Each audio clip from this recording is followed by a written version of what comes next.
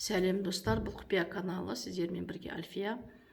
Достар, қазір сіздермен үйді аластау техникасымен бөліскелі отырмын.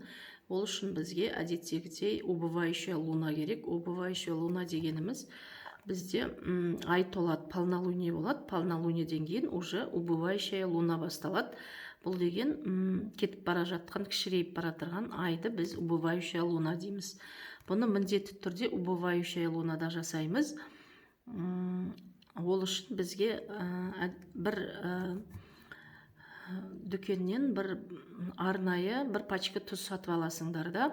Сіздерде неше бөлме болса, мысалы біздің үйде 7 бөлме бар. Ол үшін бізге осындай 7 ыдыс керек. Кішкене болса да болады, осындай үлкен болса да болады. Ішіне тұзды бөліп құямыз. Бір пачка тұзды осындай 7 ыдысқа бөліп, әр бөлмеге терезенің алдына, немесе терезесі жоқ бөлме болса, оны стенкіге ма, или бір жерге өзіңіз балдар ұстамайтын, ешкім ұстамайтын жерге қойып қоясыңыз.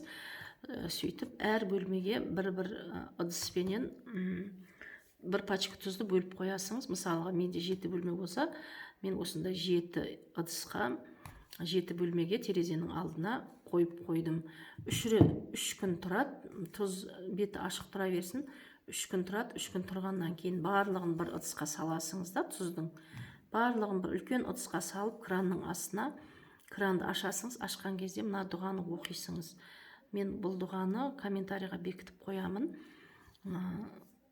Бір рет оқисыңыз, тек бір рет оқисыңыз. Қалған тұз өзі кранның астын, кранды жайлатып қоясыңыз.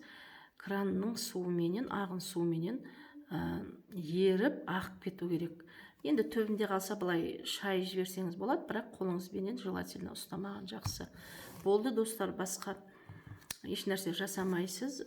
Үйіңіздегі барлық негативтерді, барлық үйіңізде тілсық болатын болса, немесе бір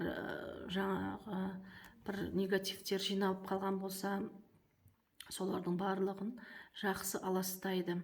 Үйіңіздің атмосфераңыз тазарып, кәдімгі өзіңізге білінеді, тазарып, жеп-жеңіл сезінетін боласыңыз өзіңізді. Ал сәттілік достар, міндетті түрде жасаңыздар, бірақ убывающая лунада жасау керек бұны, соны ұмытпаңыздар. Сәттілік.